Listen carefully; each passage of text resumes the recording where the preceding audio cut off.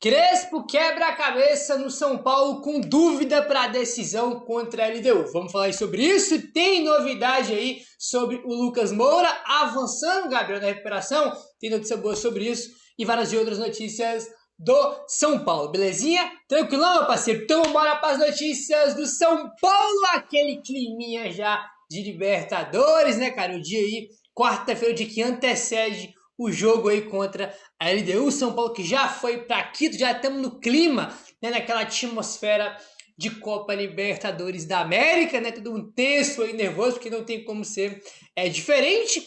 E o São Paulo viajou, tá? E viajou, meu parceiro, para Quito sem treinar. Como assim, Gabriel? Sem treinar, exatamente. Sem treinar porque o São Paulo, né, todos os times acho que é assim, né, sempre quando vai viajar para um jogo, né, eles treinam no dia, depois acaba o treino, viagem, né? Só que hoje o São Paulo não treinou, né? O time já viajou de manhã, né? A viagem é longa, aqui o São Paulo viajou de manhã e nem teve treino, né? No caso, no dia de hoje, quarta-feira, que eu tô falando, porque repetindo, né? Sempre no dia da viagem, tem um treino primeiro, depois viagem. Nesse caso, agora, hoje, só foi viagem, sem treino aí na quarta-feira, tá bom? E vamos lá, porque temos notícias, tá?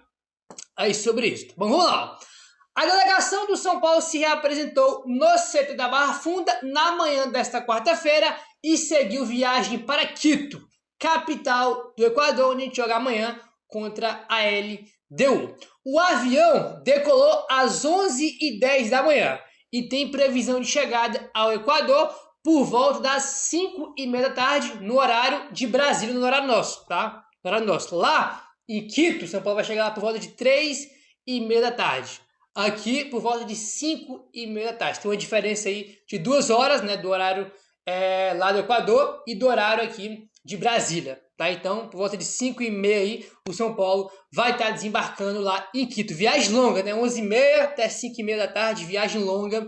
Aí, por isso que o São Paulo viajou de manhã, né? Porque a viagem aí é uma viagem bastante longa, tá bom? Os laterais Wendel e Enzo Dias apareceram nas imagens da viagem e estão confirmados para o jogo, né? Os dois que sentiram contra o Botafogo, todo mundo já ficou preocupado, meu Deus, perdemos 2 laterais de uma vez e vamos jogar assim nenhum lateral na Libertadores, mas, né, fizeram o exame, o Enzo teve um trauma ali, e o tornozelo, e o Wendel não teve nada, né? Mas os dois aí vão para o jogo, né? Estavam naquelas fotos, né, de viagem que o São Paulo divulga antes dos jogadores aí embarcarem, tá bom? E o Gé até põe aqui, né, que o Enzo Dias deve ser o titular. Acho que é o normal, acho que é um jogo mais para o Enzo Dias aí do que para o Wendel, entendeu?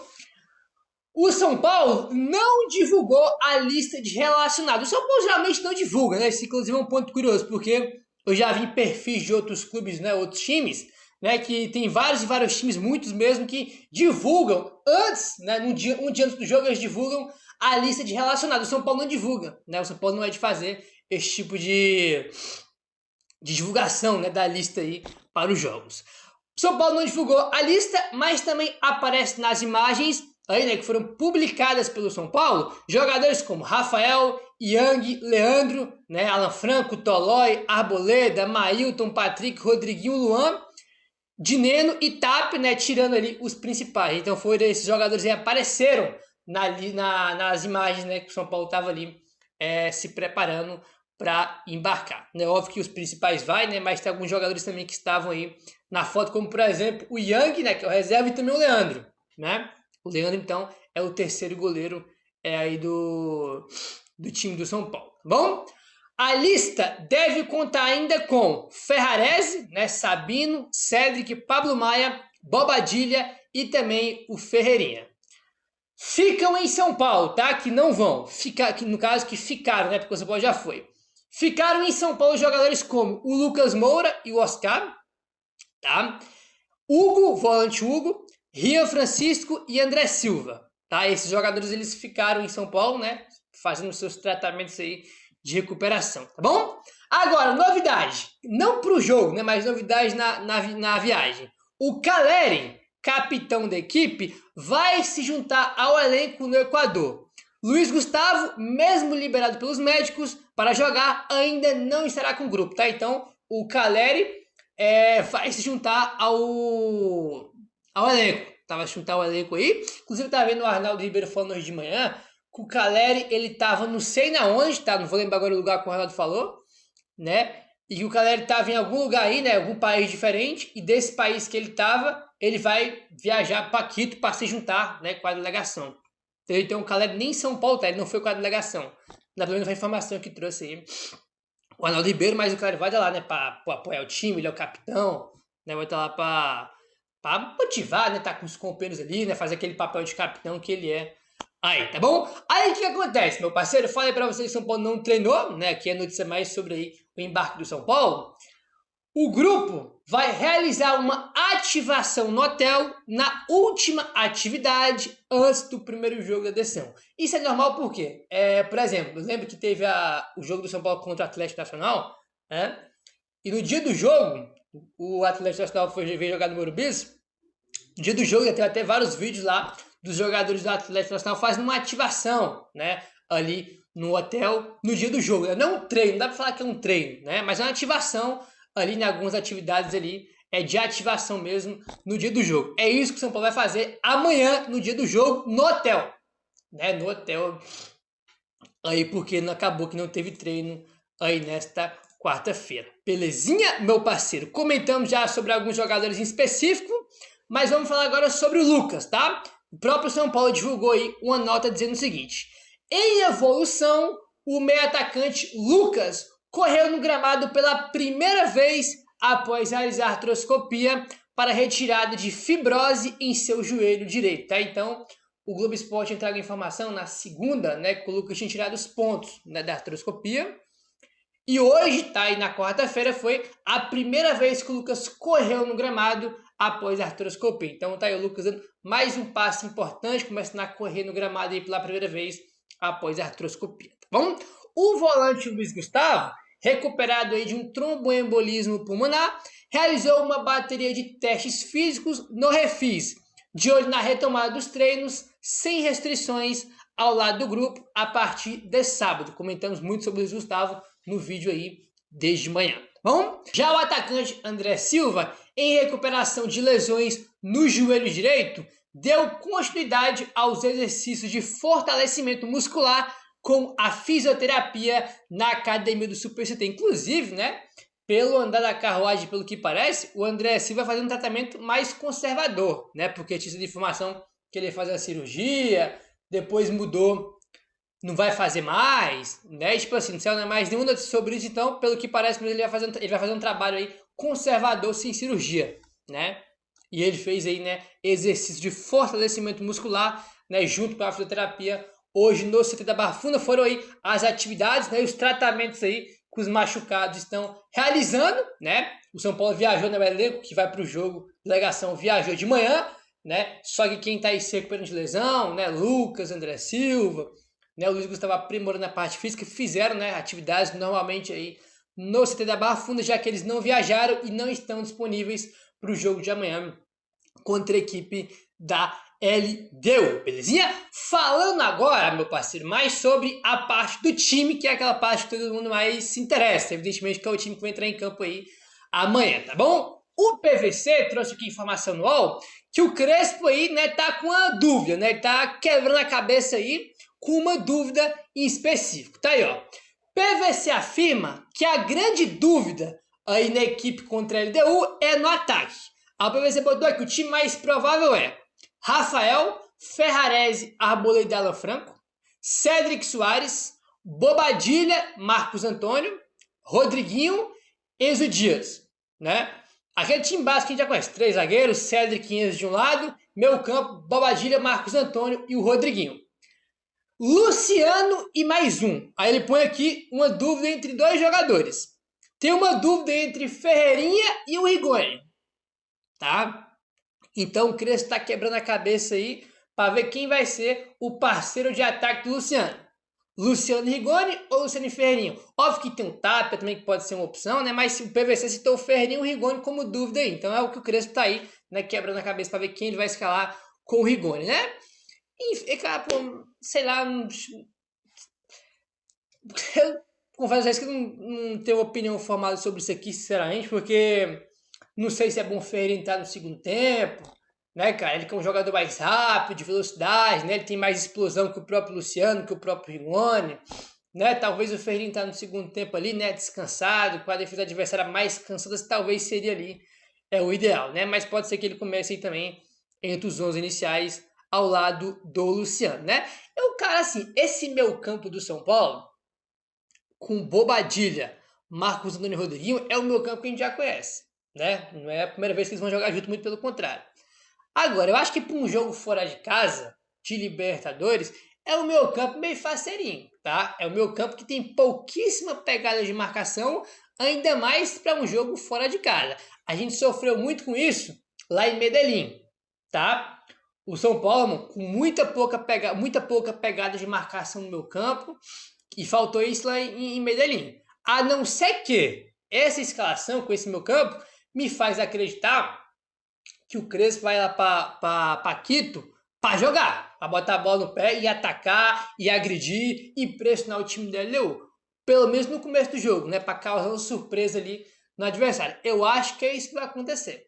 Né? Porque, tipo assim, se o São Paulo for para se defender contra a LDU, para jogar por uma bola, para jogar no contra-ataque, esse meu campo que não faz o menor sentido, né?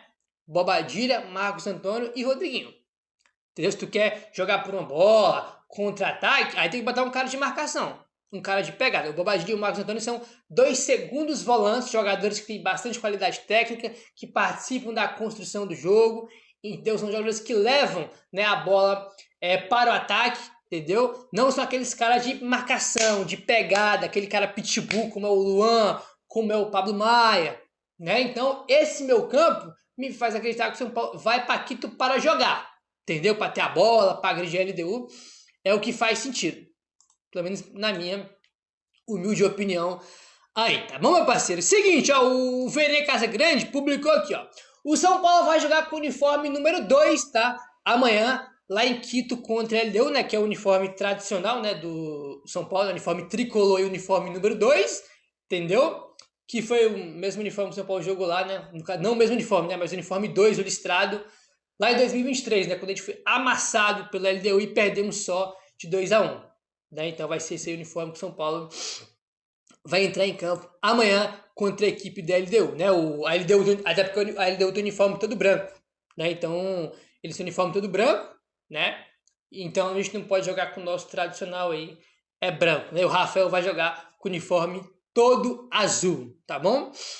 Enfim, vamos seguindo aí, meu parceiro. Já comentou com vocês aqui no vídeo de ontem sobre a questão, né, do retrospecto ruim, né? Na verdade, ruim não, do retrospecto lamentável que o São Paulo tem jogando lá em Quito, né? Porque não é só ruim, o São Paulo jogou lá 3 vezes e perdeu as 3. Só que as 3 que perdeu foi amassado nas 3, não foi que perdeu, foi amassado. Um tomou 3-0, a outra vez tomou 4-2. Aí a única vez que perdeu só de 2-1, mesmo assim foi uma massa, né? Pode ter sido mais, né? E tipo assim, cara, a minha maior preocupação que eu tenho é essa. O São Paulo sempre quando vai lá joga mal, tem muita dificuldade, só que não é só o São Paulo. Todo time brasileiro que joga lá sofre, tem muita dificuldade com a altitude. Então, eu estou muito preocupado com esse jogo porque é meio que um padrão de um time brasileiro jogar lá e sofrer, entendeu? Olha só, LDU tem um bom retrospecto contra brasileiros atuando em Quito. A última vez que a equipe brasileira venceu o time equatoriano, lá em Quito, foi o Grêmio quando venceu aí a LDU lá por 1-0 em jogo da Sul-Americana. Tá? Foi o último brasileiro que venceu a LDU lá em Quito, o chute foi o Grêmio, venceu por 1-0 aí na Sul-Americana, tá? Logo depois disso, tá, depois do jogo contra o Grêmio, que o Grêmio venceu lá em 21, logo depois, Botafogo, São Paulo, Flamengo, Atlético Goianiense e Atlético Paranaense enfrentaram a LDU lá e não venceram. Ao todo foram 4 vitórias aí, entende? 4 vitórias, né, da LDU e 3 empates, tá? Então, tipo assim, os caras perderam para um time brasileiro que foi o Grêmio em 21 e de lá para cá eles não perderam mais, tá? Jogaram 7 vezes aí contra equipes brasileiras com 4 vitórias da LDU e 3 empates, tá? É aquele negócio que eu falo, minha preocupação é essa, porque é meio que um padrão todo mundo que joga lá sofrer. Tipo assim, é um jogo que a gente vai jogar que é como se a gente tivesse certeza que a gente ia sofrer muito, entendeu? Então essa que é a questão aí, entendeu? Aí tem, evidentemente, a questão da altitude, que é a principal. Aí o começo de jogo a gente conhece algumas coisas já. Por exemplo, começo dos dois tempos. Começo do primeiro tempo e da segunda etapa especialmente. Os caras começam no ritmo, irmão, de chutar muita bola de fora da área, mas chute de fora da área de tudo quanto é lado. É cruzamento da direita, pra esquerda, bola na área. Irmão, é isso. São Paulo tem que jogar amanhã sabendo o que vai enfrentar, tá? É muita bola na área, entendeu? A bola aérea, a bola pelo alto, tem que estar, irmão, bem atento, São Paulo, com isso. E também não pode dar espaço, tem que evitar aí o máximo de espaço, porque é um time que finaliza muito de fora da área. E eles costumam imprimir esse ritmo no começo do jogo e também no começo do segundo tempo, tá? Existem características, né, já aí desse tipo de jogo que a gente conhece, porque a gente já tá cansado de ver São Paulo jogar lá e outros times brasileiros também. Entendeu? Eu acho, por exemplo, o último jogo lá foi LDU e Botafogo foi eliminado. Eu achei esse jogo. Entendeu? Então, não. É diminuir espaço, vai ter que ter a bola, não pode deixar só os caras ficar com a bola, porque senão é chute fora da área pra cá, pra lá, cruzamento, tem que ter a bola. Entendeu?